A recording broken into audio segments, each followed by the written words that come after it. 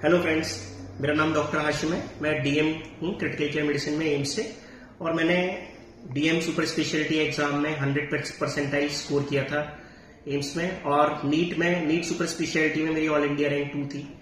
तो मेरे को प्रैक्टिस करते हुए काफी समय हो गया है। तो मेरे पास अक्सर जो जूनियर डॉक्टर्स हैं या एमबीबीएस स्टूडेंट्स हैं, उनका अक्सर क्यूरीज आती है कि हम कैसे पढ़ाई करें कि हम अपने एग्जाम्स में भी अच्छा स्कोर कर पाए, और क्लिनिकली जो हम प्रैक्टिस में देख रहे हैं वो उस नॉलेज को हम पेशेंट पे भी यूज कर पाए। ये भी बहुत इंपॉर्टेंट है कि हम एमबीबीएस में या पीजी में या डीएम में हम पढ़ते तो हैं, बट उसको हमें कैसे पेशेंट पे अप्लाई करना है अपनी एमबीबीएस नॉलेज को, वो भी एक बहुत जरूरी है। एमबीबीएस में एक बहुत बड़ी प्रॉब्लम आती है कि इतने सारे सब्जेक्ट्स होते हैं, तो वो सारे सब्जेक्ट्स अक्सर क्यूरी होती है जूनियर डॉक्टर्स की कि हम पिछला भूलते चले जाते हैं। तो उसका क्या तरीका है, कैसे चीजों को याद किया जाए, कैसे चीजों को याद रखा जाए, ये और उन चीजों को कैसे पेशेंट के ऊपर अप्लाई किया जाए, तो इस बारे में आज हम बात करेंगे। तो जैसे कि हमारे पास एक पेशेंट आया जिसको ओल्ड एमआई की हिस्ट्री थी, और जो अभी कंजेस्टिव हार्ट फेलियर या हार्ट फेलियर के अंदर हमारे पास आया, तो उस पेशेंट का पहले हमने देखा ईसीजी चेक किया कि उसको कौन सा, पुराने ईसीजी चेक किया कि कौन सी वॉल का या कौन सी कोरोनरी इन्वॉल्व थी। जैसा कि आप जानते हैं कि अगर हम उसके एनाटॉमी के अंदर देखें तो जो कोरोनरीज होती हैं वो left coronary artery, left main coronary, right coronary artery, left main coronary artery, left anterior descending और लेफ्ट सर्कमफ्लेक्स आर्टरी होती है।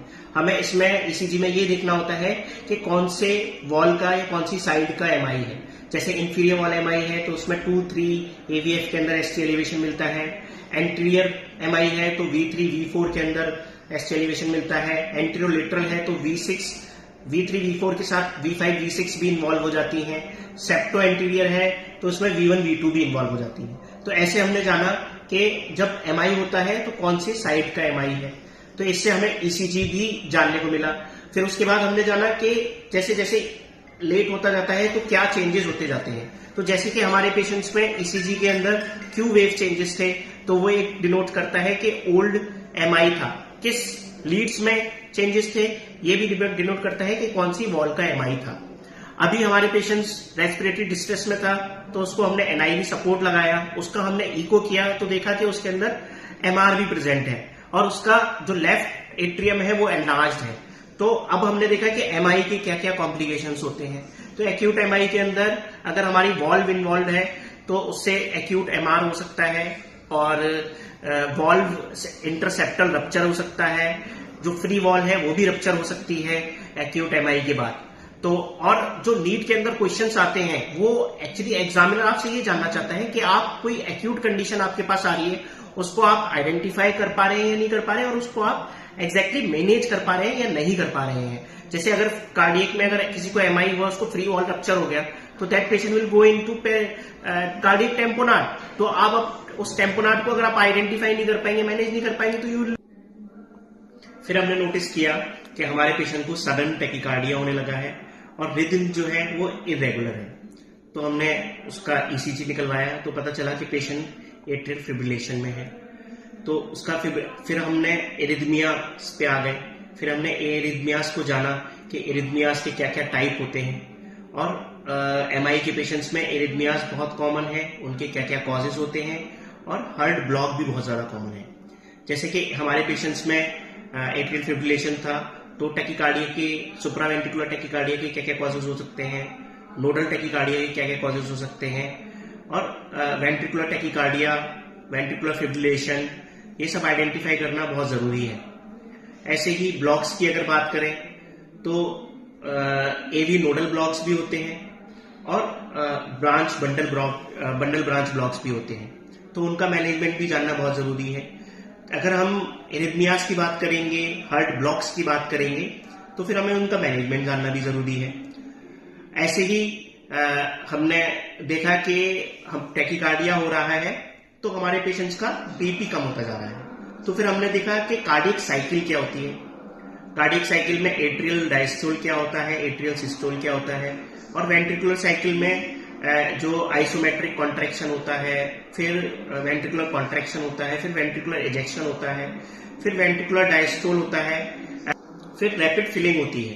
तो ऐसे ही हमने कार्डियक साइकिल के बारे में जाना और जाना कि जब टैकीकार्डिया होता है डायस्टोलिक टाइम बहुत कम हो जाता है और कोरोनरी परफ्यूजन भी कम होने लग जाता है, जिसकी वजह से फिर से कार्डियक लॉस होने लगता है। तो ऐसे ही आज आप देखिए कि कार्डियक केस से हमने फिजियोलॉजी भी पढ़ ली, हमने पैथोलॉजी भी पढ़ ली, हमने फार्माकोलॉजी भी पढ़ी, हमने एरिथमियाज भी पढ़े, हमने एंटी एरिथमिक ड्रग्स भी पढ़ ली और हमने मेडिसिन भी पढ़ ली और उसका मैनेजमेंट भी पढ़ लिया। तो अगर हम ऐसे टॉपिक को पढ़ाई करेंगे तो चीजें याद रखना और पेशेंट पे अप्लाई करना बहुत ज्यादा आसान हो जाएगा। ऐसे ही हम एक दूसरा केस लेते हैं। एक दूसरा केस हमारे पास आया जो एक्यूट एक्सेसरबेशन ऑफ सीओपीडी था विद निमोनिया। तो इमरजेंसी में जब ये आया हमारे पास पेशेंट, हमने उसको तुरंत ही नेबुलाइज किया, एनआईवी सपोर्ट दिया, फ्लूइड रेसिसिटेशन किया, पेशेंट शॉक में भी था और हमने फिर उसको वेसोप्रेसर्स भी स्टार्ट करे and at the same time हमने स्कोरिंग भी की। उसका कर्व 65 स्कोर किया, स्मार्ट कॉप्स स्कोर किया जो कि मोर देन 3 था। तो उसको फिर हमने आईसीयू में एडमिट किया। फिर हमने जाना कि इसका डिग्री ऑफ सीओपीडी क्या है, तो हमने उसका गोल्ड क्राइटेरिया जो पोस्ट ब्रोंकोडायलेटेशन करते हैं, गोल्ड क्राइटेरिया, तो उसमें हमने जाना कि उसका FEV1 50 से कम है, 30 to 50 के बीच में है, तो it's come into severe category. तो गोल्ड क्राइटेरिया के अलावा हमने ABCD क्राइटेरिया जो कंपोजिट स्कोर्स होते हैं वो भी हमने जाना। तो ABCD क्राइटेरिया में हम MMRC स्कोरिंग करते हैं और एक CAT स्कोरिंग करते हैं। तो उसके अकॉर्डिंग भी हमने फिर पेशेंट की स्कोरिंग की और फिर हमने जाना कि ये कौन सी कैटेगरी में है। तो हमारा पेशेंट सीवियर कैटेगरी में था। फिर हमने देखा कि पेशेंट को जो कॉज ऑफ एक्सेसरबेशन है वो इन्फेक्शन है। उसका हमने स्पूटम सेंड किया कल्चर के लिए, उसमें फिर MDR बग्स आए। हमने फिर देखा कि उसकी सेंसिटिविटी कैसी है एंटीबायोटिक्स की, फिर अकॉर्डिंग टू सेंसिटिविटी हमने उसकी एंटीबायोटिक्स मॉडिफाई की। ऐसे ही उसमें फिर हम जैसे एंटीबायोटिक कौन सी यूज करनी है, कल्चर सेंसिटिविटी क्या होती है, कल्चर बेचते हैं उसकी यूटिलाइजेशन क्या होती है, कॉलोनी काउंट क्या होता है। तो ऐसे फिर हमने बहुत सारी चीजें एक पेशेंट से जान ली। एट द सेम टाइम हमने निमोनिया के बारे में भी जाना, निमोनिया के स्टेजेस क्या होते हैं। निमोनिया में first stage is congestion, second stage is red hepatisation, third stage is grey hepatisation and then resolution. तो ऐसे ही निमोनिया के बारे में भी हमने पढ़ लिया। तो ऐसे करके अगर हम पढ़ेंगे तो हमें चीजें याद भी रहेंगी और हम इसको पेशेंट के ऊपर अप्लाई भी कर पाएंगे। तो मेरा सारे मेडिकल स्टूडेंट से जो भी मेडिकल लाइन में है, प्रैक्टिस कर रहे हैं या फिर अपने एग्जाम की, कॉम्पिटिटिव एग्जाम की तैयारी कर रहे हैं, तो वो ऐसे अगर पेशेंट वाइज के सिनेरियो वाइज अगर पढ़ाई करना शुरू कर दे तो उनका कॉम्पिटिटिव एग्जाम में स्कोर भी इंप्रूव होगा और उनका जो क्लिनिकल प्रैक्टिस है वो भी इंप्रूव होगी। Thank you.